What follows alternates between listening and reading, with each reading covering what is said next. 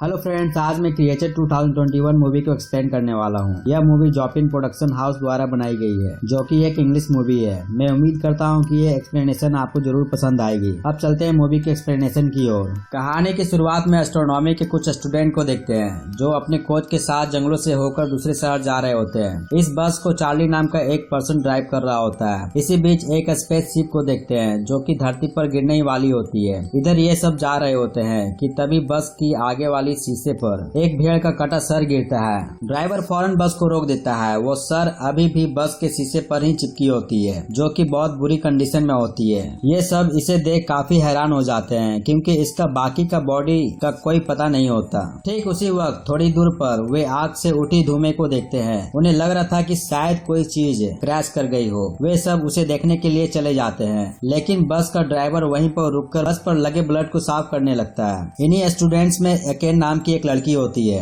जो सबसे कहती है कि ये जगह हम सबके लिए ठीक नहीं है, बल्कि हमें वापस यहाँ से चले जाना चाहिए। लेकिन उसकी बातों को सब इग्नोर कर देते हैं और कुछ दूर जाने पर उन्हें वो स्पेसशिप मिलती है, जो कि क्रैश हो चुकी थी। वहाँ पर उन्हें एक अजीब दिखने वाली क्रिएचर मिलती है। ये अजीब दिखने के साथ साथ काफी क्यूट भी होता है। ये इसी स्पेसशिप से आया था और इसके साथ कुछ एलियन भी आए होते हैं, जो इस वक्त जंगलों में छिपे होते हैं। दूसरी ओर ड्राइवर गाड़ी के पास होता है। वह पुलिस को फोन करता है, लेकिन इससे पहले बात पूरी हो पाती कि फोन का नेटवर्क चला जाता है। इसी बीच एक एलियन उस पर हमला कर देता है और उसे जान से मार देता है। थोड़ी देर बीत जाने के बाद एकेन बस के पास आती है। वो ड्राइवर को ढूंढती है, मगर वो कहीं पे दिखाई नहीं दे रहा था। वह आस पास ढूंढती है तो उसे उस ड्राइवर की लाश मिलती है। वो ड्राइवर इन्फेक्टेड हो चुका था और अब वह पूरी तरह से उस एलियन के वश में था। वह एकेन पर हमला कर देता है, लेकिन एकेन जू और कराटे की एक्सपर्ट होती है। वह उसे मार मार कर उसे जान से ही मार देती है। इसके बाद वो वापस बस के पास चली आती है, मगर यहाँ पर वो एलियन उसके सामने होता है, जिसने ड्राइवर की जान ली थी।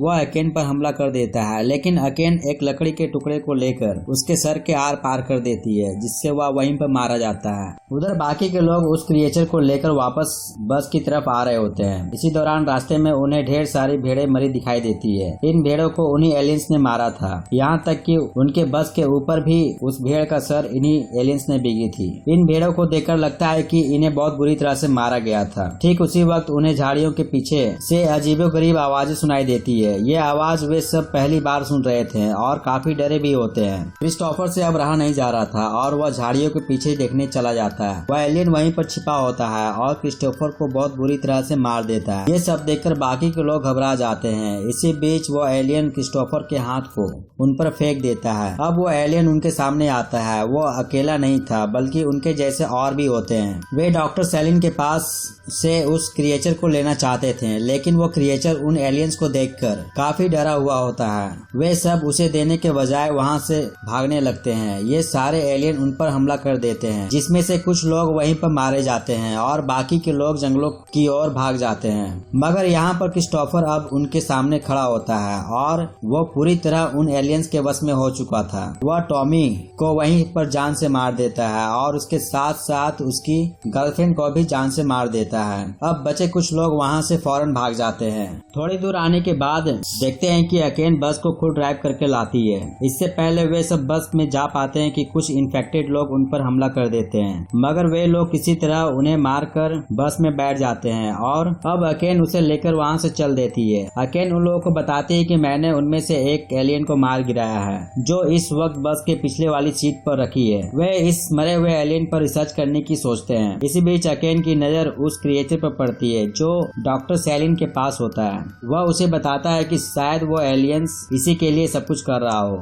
फिर इसके बाद देखते हैं कि उसी जंगल में एक फार्म हाउस होती है, जहाँ पर 4 लोग क्रिसमस फेस्टिवल को एंजॉय कर रहे थे। इसी दौरान वे लोग इस फार्म के पास आते हैं ताकि किसी तरह की मदद मिल जाए। डॉक्टर सेलिन दरवाजे को नॉक करता है। विनी घर से बाहर आता है। वह देखता है कि ये सारे लोग बहुत घबराए हुए हैं। डॉक्टर सेलिन उन लोगों के साथ हुई उस एक्सीडेंट के बारे में बताते हैं, लेकिन विनी को उनकी बातों पर यकीन नहीं होता और वे किसी भी प्रकार की मदद करने से साफ इनकार कर देता है। फिर अकाने उस मरे हुए एलियन की बॉडी उन्हें दिखाती है, जिस पर वे उनकी मदद करने के लिए तैयार हो जाता है। वे सब घर के अंदर जाकर सारे खिड़की एवं दरवाजे को अच्छी तरह से बंद कर देते हैं, क्योंकि वो एलियन उनका पीछा करते हुए यहाँ तक आ पहुँचे थे। विनी इन सबको उन एलियन से निपटने के लिए कुछ वेपन्स थमा देता है कि अगर वो अंदर आ जाए तो उनका मुकाबला किया जा सके। इसी बीच अकाने उन सबको कहती है कि मैं इसी वक्त यहाँ से जा रही हूँ, क्योंकि अगर मैं तुम लोगों के साथ भागी तो शायद मेरी भी मौत पक्की है। और ऐसा कहकर वो चली जाती है। बाकी के लोग घर के अंदर ही बंद हो जाते हैं। वे इन्फेक्टेड लोगों को घर के दरवाजे को तोड़ने का ऑर्डर देते हैं। अंदर ये सब हथियार लेकर तैयार रहते हैं। वे दरवाजे को तोड़कर अंदर आ जाते हैं। ये सारे लोग मिलकर इन इन्फेक्टेड लोगों को मार गिराते हैं, लेकिन इनके अलावा और भी लोग इन्फेक्टेड होते हैं। वे सब अंदर आने लगते हैं, जिस पर ये लोग मिलकर उस दरवाजे को लगाने की कोशिश करते हैं।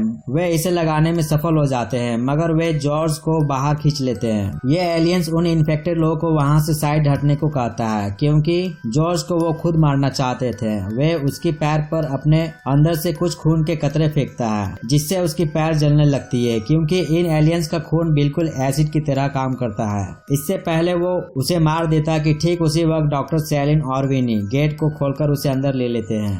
कॉलिन जो प्रोफेशन से एक साइंटिस्ट होता है, वह उन सबको कहता है कि क्यों ना हम उस मरे हुए एलियन को चेक करके देखें, आखिर ये लोग इन्फेक्टेड क्यों हो रहे हैं। इसके बाद वे उस एलियन के सर को फाड़कर देखता है, जिससे उन्हें मालूम पड़ता है कि इस एलियन का ब्रेन एक आम लोगों के मुताबिक काफी बड़ा है, और हो सकता है कि इसी वजह से ये लोगों पर अपना नियंत्रण करता हो। ठीक उसी वक्त पर वो क्रिएचर जिसे डॉक्टर सैलिन ने यहाँ लाया था, उस एलियन के ऊपर चढ़ जाता है और उसके मुंह में कुछ होने का इंडिकेट करता है। कॉलिन उसके मुंह को फाड़ कर देखता है, जिसमें से कुछ कीड़े सीधा उसके मुंह के अंदर चला जाता है, जिससे उसकी वहीं पर मौत हो जाती है। अब ऊपर वाली फ्लोर से वो दोनों लेडी उन एलियंस पर नजर रख रहे होते हैं, लेकिन तभी वो एलियन एक रैबिट उनकी ओर फेंकता है, जो इस लेडी के मुंह में घुस जाती है, जिससे वो मारी जाती है। अब बचे दूसरे लेडी पर वह एक बेलचे से वार करता है, जिससे उसकी आधी सर ही कट जाती है। अब पैटी भी इन्फेक्टेड हो चुकी थी। वो सीढ़ियों के जरिए नीचे आती है। वह डॉक्टर सैलिन और विनी पर हमला कर देती है, लेकिन ठीक वक्त पर अकाने आकर विनी की जान को बचा लेती है। दूसरी ओर कॉलिन जॉर्ज पर हमला कर देता है, जिसके बाद विनी और डॉक्टर सैलिन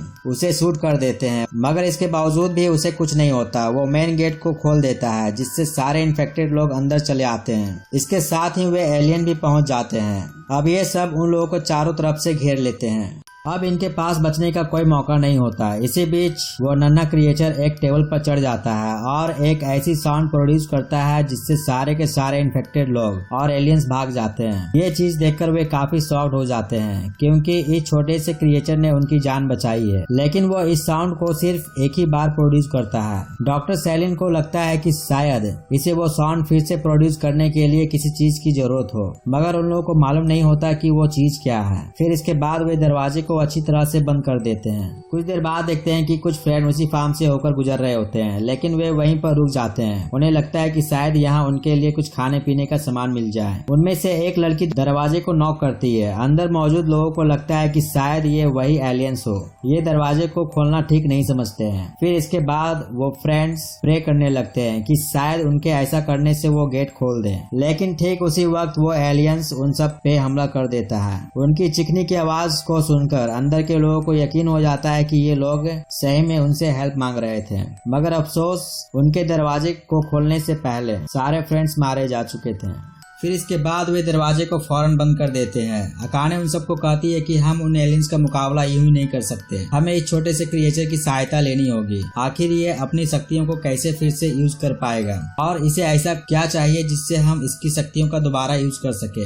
ये लोग आपस में इस चीज के बारे में लेकर डिस्कस कर रहे होते हैं। दूसरी तरफ एक एलियन छत के फ्लोर से अंदर चला आता है और कबर्ड को हटाने की कोशिश करने लगता है, ताकि इसके बाकी का साथी अंदर आ सके। वो उसे हटाने में थोड़ा सफल हो जाता है कि तभी डॉक्टर सैलिन और विनी वहां पहुंच जाते हैं, लेकिन उन्हें कुछ करने की जरूरत ही नहीं पड़ती, क्योंकि वो कबर्ड सीधा उसके ऊपर ही गिर जाती है। अब उस कबर्ड के हट जाने से वे इन्फेक्टेड लोग अंदर चले आते हैं और उन सब पर हमला कर देते हैं। रोजर उस छोटे से क्रिएचर को लेकर वहां से भागने लगता है। अकाने उसे ऐसा करने से रोकती है, मगर मौके का फायदा उठाकर वो भाग जाता है। बाहर आने के बाद रोजर एक कार को लेकर चला जाता है। वो एलियन रोजर को उस क्रिएचर के साथ भागते हुए देख लेता है। वे फौरन वहाँ पड़ी दूसरे कार को लेकर उनका पीछा करने लगते हैं। लगता है कि ये एलियन भी म्यूजिक के काफी शौकीन होते हैं, इसलिए वे बार बार म्यूजिक को चेंज कर रहे होते हैं। उधर ये सब मिलकर सारे इन्फेक्टेड लोगों को मार गिराते हैं। अकाने उन सबको बताती है कि रोजर उस नन्हे से क्रिएचर को लेकर शहर की तरफ चला गया है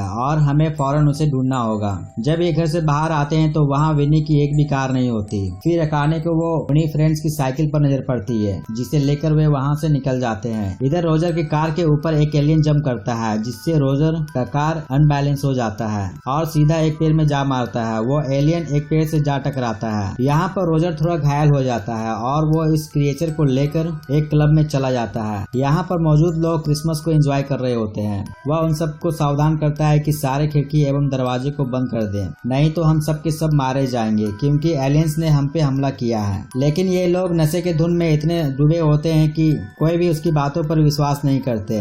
फिर रोजर उसे लेकर एक कमरे के अंदर बंद हो जाता है। अकाने और उसके साथियों को रोजर की कार मिलती है, जिससे वे समझ जाते हैं कि वे यहीं कहीं पर है।